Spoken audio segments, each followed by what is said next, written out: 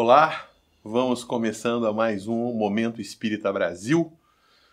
Hoje para falarmos de um tema bastante interessante, bastante instigante, que é a mediunidade, né?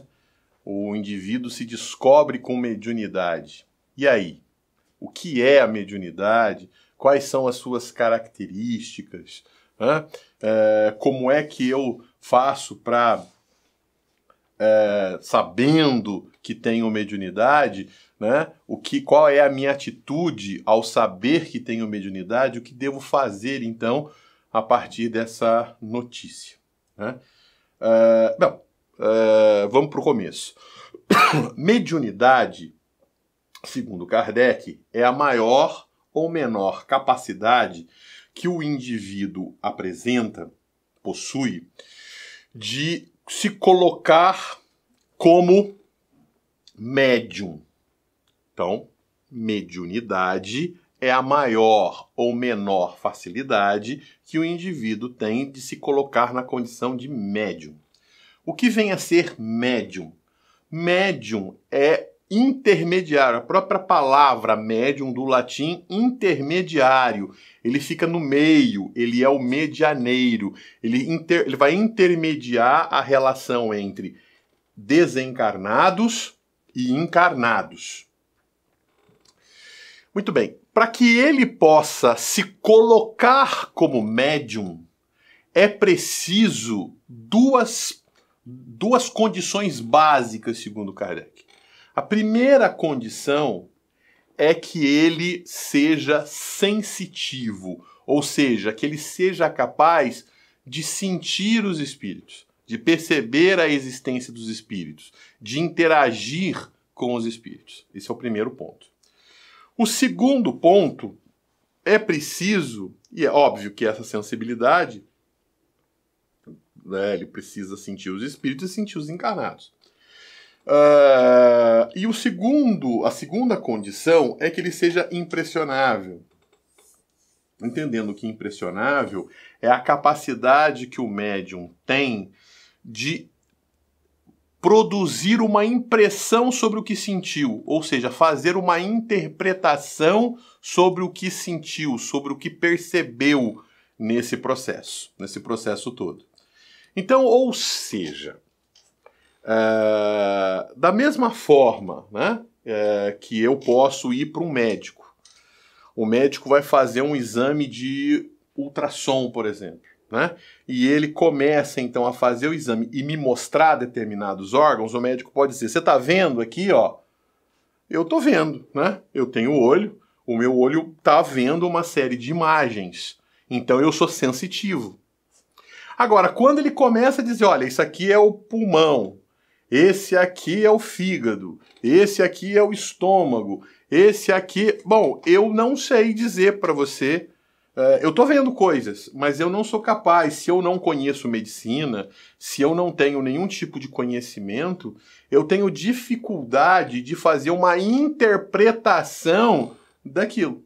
Né? É claro que, como eu não sou zerado em absolutamente nada, eu tenho pré-conhecimentos de algumas coisas, eu posso fazer algumas ilações, eu posso fazer eu posso ter a impressão, pelo fato de ver, eu posso ter uma impressão do que vi. E pode ser uma impressão errada do que vi. Ou pode ser uma impressão correta, baseada na racionalidade. Mas só tem impressão do que viu, do que percebeu, do que sentiu, aquele que tem capacidade de fazer algum tipo de interpretação. Então, o médium só pode ser intermediário se ele satisfizer, né, se satisfizer essas duas condições. Primeira condição, ele precisa ser sensitivo. E a segunda condição, ele precisa ser impressionável. Ou seja, ter capacidade de interpretar o que sentiu. Muito bem. Ainda debaixo da sensibilidade. Né? Então, né, voltando, para a gente acompanhar, para que a gente entenda bem esse tema, que é um tema bastante importante.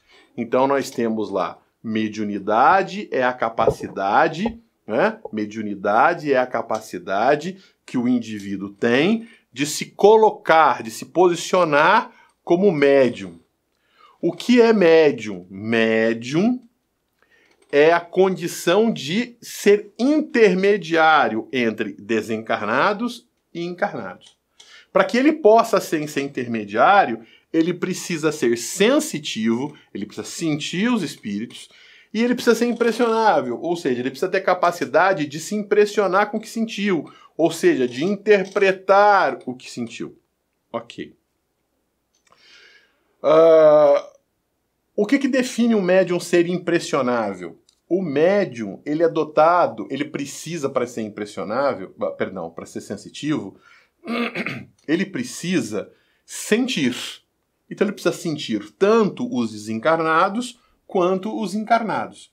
Veja, um tradutor, que vai ser o intermediário entre dois estrangeiros que não falam a mesma língua, para que esse indivíduo possa ser o intermediário, possa ser o tradutor da conversa entre eles, ele precisa tanto falar a língua de um quanto falar a língua do outro. Ele tem que ser sensitivo para um e sensitivo para o outro. Senão, não adianta nada. Tá certo? Então, ou seja, um médium, ele precisa sentir os espíritos e ele precisa sentir os encarnados, para ele poder fazer esse processo de intermediação. Então, para sentir os espíritos, ele precisa de um perispírito, ou seja, um corpo sutil, um corpo fluídico, um corpo quintessenciado, um corpo formado por um fluido que não é tão grosseiro quanto a matéria que compõe o nosso corpo físico. Então o nosso corpo físico, ele é matéria, mas de uma matéria grosseira, né? De uma matéria bem materializada, bem condensada, vamos dizer assim, né? Agora, o perispírito, que é um corpo espiritual, e a gente chama de corpo espiritual porque ele acompanha o espírito no momento da morte, ele vai com o espírito, ele nunca se separa do espírito, diferente do corpo físico, que no momento da morte ele se separa. O perispírito, ele acompanha o espírito. Tá aí dizer, então, que o perispírito é o corpo espiritual, mas não significa que ele seja, a sua essência seja espiritual. Ao contrário, a sua essência é material, ele é matéria também. Kardec chama de semimaterial. Por que semimaterial? Porque é matéria, mas não é uma matéria exatamente igual à nossa, porque a nossa é grosseira. E essa matéria que compõe o perispírito, ela é sutil, ela é eterizada, ela é quintessenciada.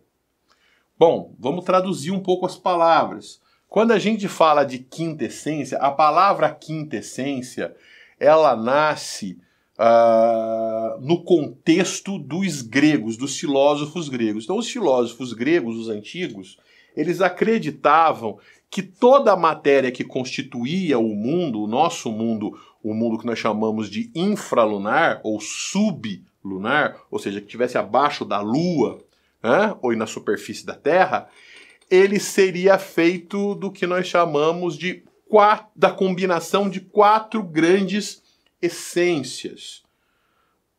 O ar, a terra, o fogo, o ar, a terra, o fogo e a água. Então esses 4 elementos, quando combinados, gerava tudo que nós conhecemos. Perfeito? E a matéria que existia lá das estrelas, dos planetas, dos sóis, enfim, o que compõe os elementos supralunares. Aí era de uma matéria mais perfeita, de uma matéria mais sutil, de uma matéria menos grosseira, de uma matéria menos condensada, solidificada, que nós chamaríamos então de um éter, né? Seria eterizada. Então, como ela seria então uma quinta essência. Daí, hoje, os dicionários, dizerem que quintessência é algo sutil, algo sublime, algo delicado. Então seria uma matéria que não seria grosseira, que não seria perceptível aos sensórios grosseiros do corpo humano, ok? Então, o nosso perispírito seria composto por essa matéria quintessenciada. Muito bem. Então,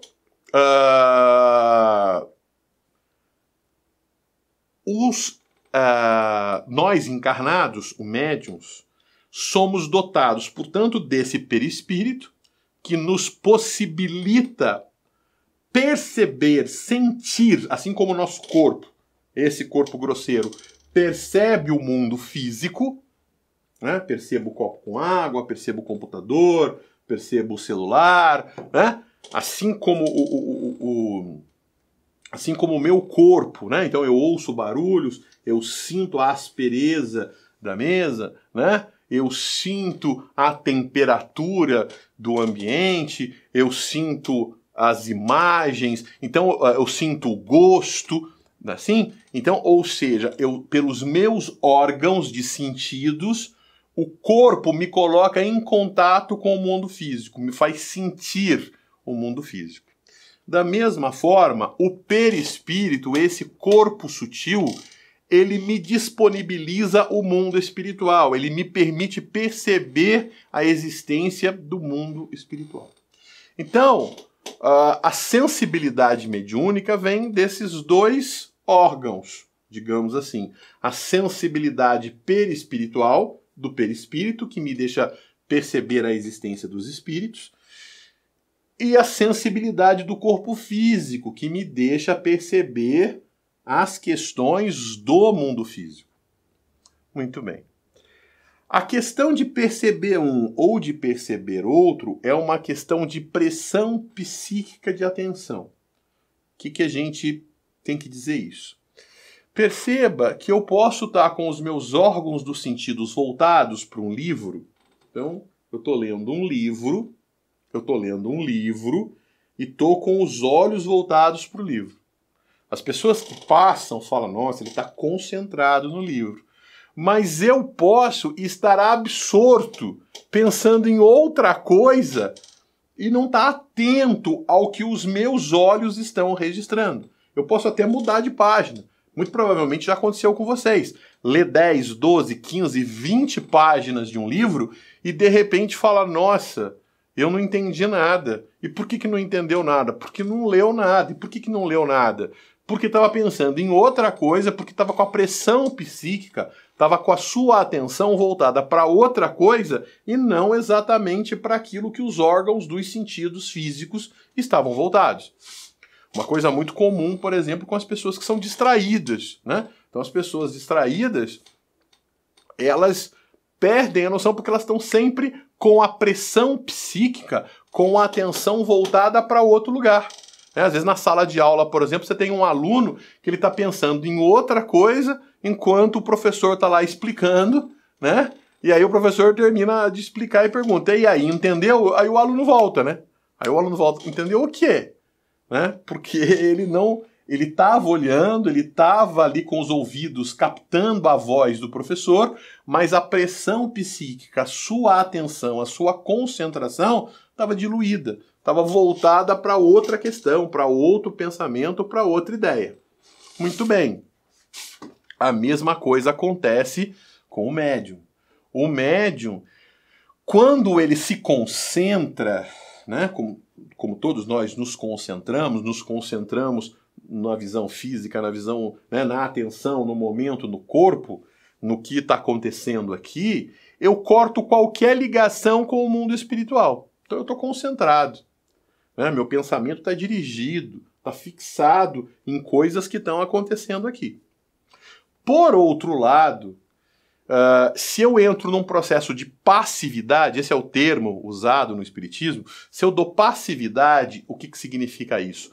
Eu fico distraído com o meu pensamento na pressão psíquica física, né? Eu não fico prestando atenção no que eu estou vendo, às vezes até fecho os olhos, não fico prestando atenção em qualquer ruído, eu procuro me desligar dos barulhos, desligar o meu pensamento do barulho, desligar o pensamento de qualquer outra coisa que eu possa estar sentindo, pensamentos outros vêm, surgem, e eu abro a possibilidade, então, da minha atenção se deslocar ao que sente não mais o corpo, mas o que sente esse perispírito. Há pessoas que têm uma... Todos nós temos perispírito. Todos nós, né? Portanto, a rigor, todos somos médiuns. Porque se temos perispírito, todos temos a possibilidade de termos esse momento de contato com os espíritos. O médium, que a gente chama, portanto, de ostensivo e não o médium natural que todos somos, é um médium que tem um grau, ou seja, uma facilidade maior em entrar em sintonia com esses espíritos, de perceber esses espíritos quando entram em passividade, quando fecham o contato de atenção para essas questões mais físicas, essas questões mais do plano físico, mais do plano material. E aí ele entra em contato, então, com um espírito. Quando ele entra em contato com o espírito, ele não entra em contato necessariamente com... Então vamos lá.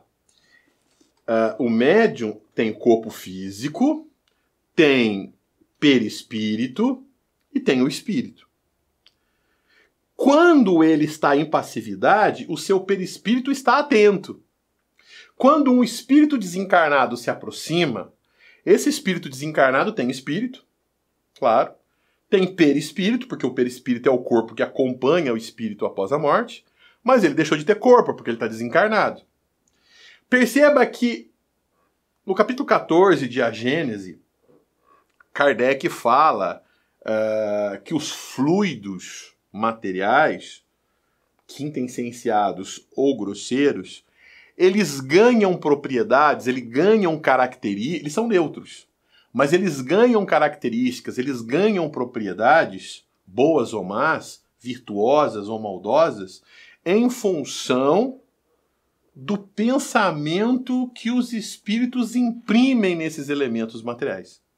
Então perceba, esse celular aqui, né, ele não é bom e ele não é mau. Ele é neutro, ele é matéria. Se eu uso esse celular aqui para ligar para um médico e pedir socorro para ajudar uma determinada pessoa, ele é bom. Mas se eu pego esse celular aqui para fazer fofoca, ou se eu pego esse celular para enganar as pessoas, ou se eu pego esse celular para atacar na cabeça de alguém, para agredir alguém, então ele é ruim, tá certo? Então, ou seja, a matéria, seja ela grosseira, ou seja ela fluídica, espiritual, ela não é boa e nem má. Ela ganha características boas ou más dependendo do uso que os espíritos fazem dela em relação ao pensamento.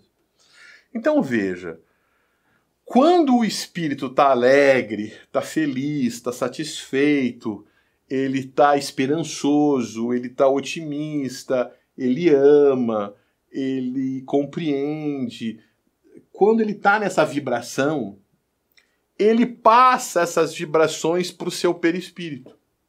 E quando esse perispírito dele, né, se combina com o perispírito, nessas substâncias do perispírito dele, se combina com as substâncias do perispírito do médium, o médium sente esse conforto, sente essa alegria, sente essa felicidade, sente essa satisfação, e aí essa alegria, essa satisfação, o médium compreende, faz uma ideia disso.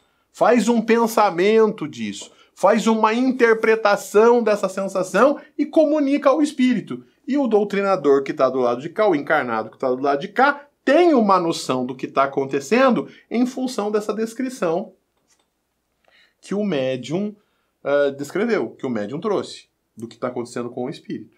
Mas é uma interpretação do médium. Perceba, e assim, o corpo, ele tem percepções localizadas. Então eu vejo com os olhos, eu ouço com os ouvidos, eu sinto o paladar, né? Eu sinto o gosto das coisas pela língua, né? Eu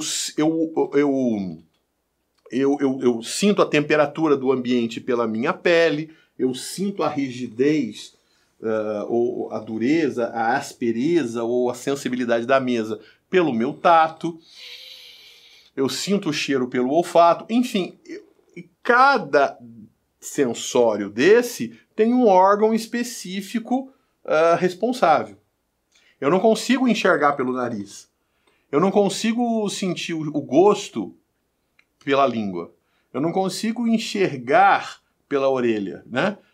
Cada órgão do sentido tem um determinado funcionamento. Portanto, se eu estiver longe de um lugar e uma pessoa entrar, se eu estiver no banheiro da minha casa e alguém gritar o meu nome, pelo ouvido eu sei dizer quem é. E eu posso imaginar essa pessoa, mas eu não vejo essa pessoa.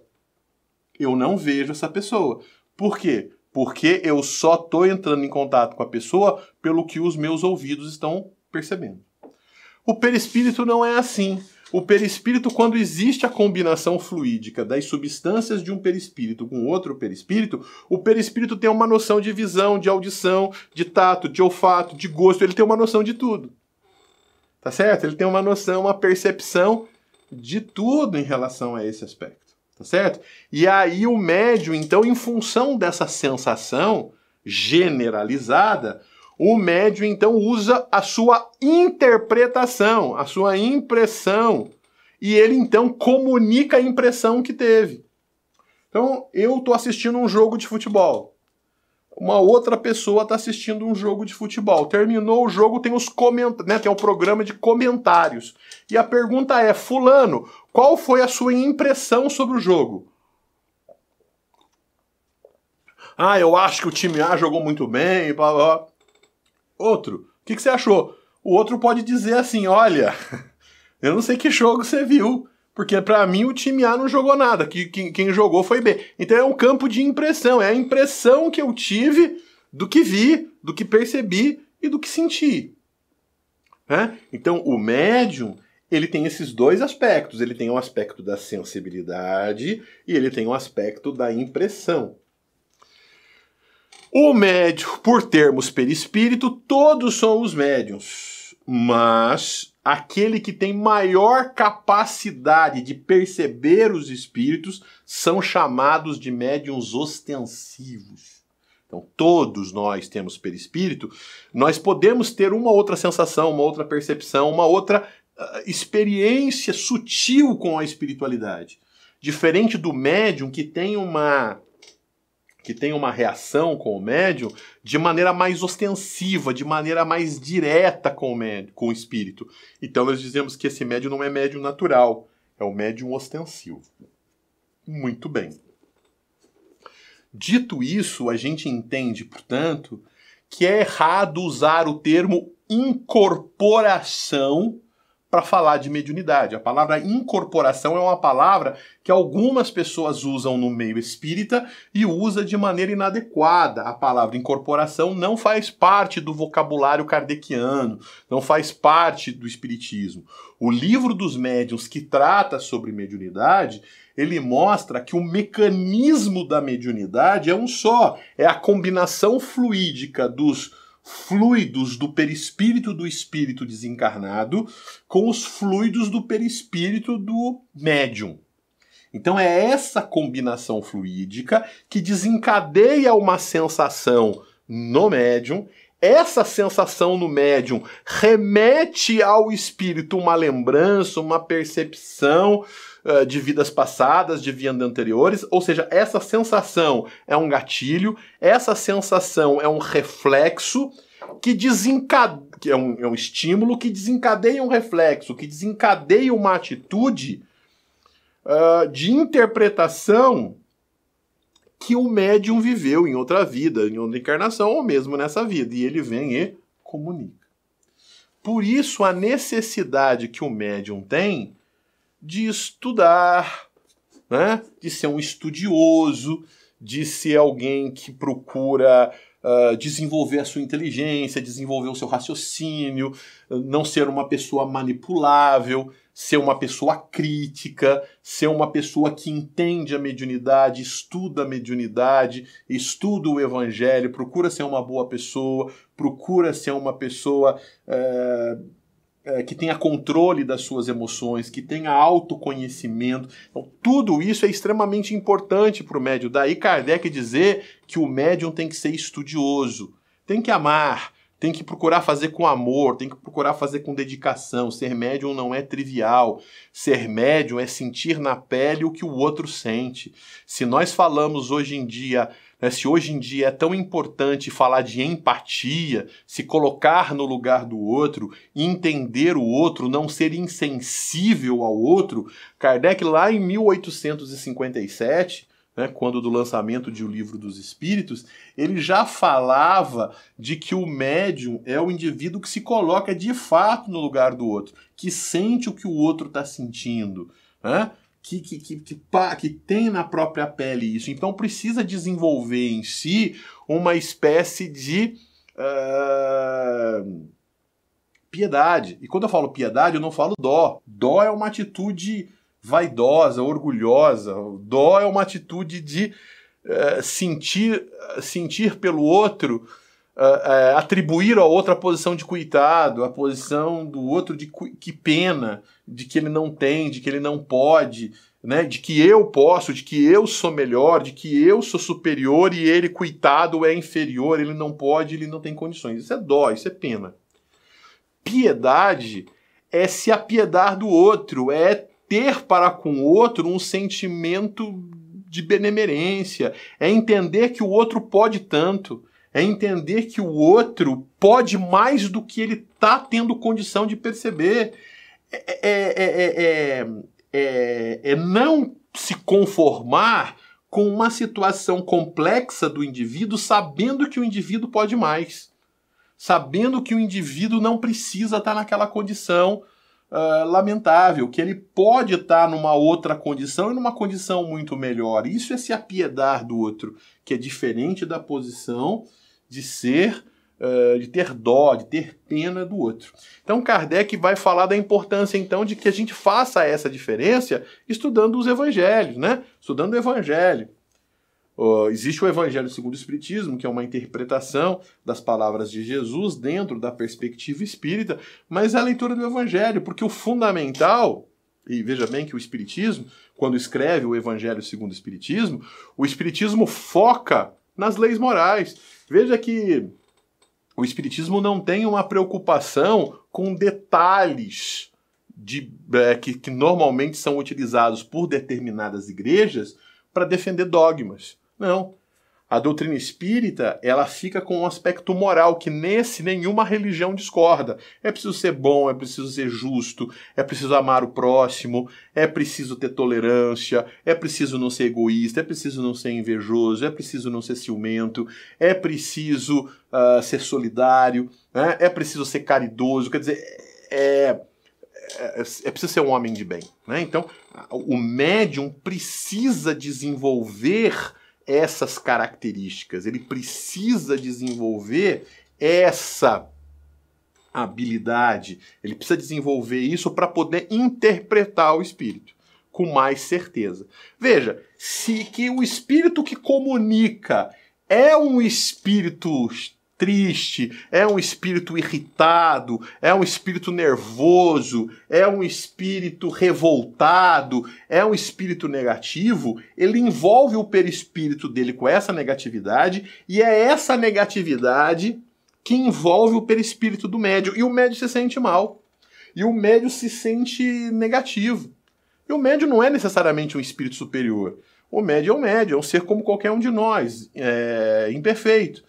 E o médium, então, ele se recolhe a determinadas coisas que acontecem na própria vida. E ele fica triste, ele fica chateado. E ele muda o comportamento, ele se entristece. Ele não sabe explicar por que ele está se sentindo triste. E ele não sabe explicar por que ele está angustiado. E ele não sabe explicar por que está ansioso. Não tem explicação. Aquilo vem do nada. Vem de repente. E vem de repente porque não tem causa na situação material. Tem causa nessa questão espiritual desencadeada por um determinado espírito. Numa sessão mediúnica, o que o doutrinador faz? O doutrinador, conhecendo o médium, sabendo, conhecendo a história, tendo uma intimidade fraterna com o médium, ou seja, estudando com o médium, sabendo as coisas que animam o médium, que mudam o estado de espírito do médium, ele usa das suas palavras para animar o médium, para mudar o pensamento do médium. E o médium que está envolvido negativamente pelo pensamento do espírito obsessor,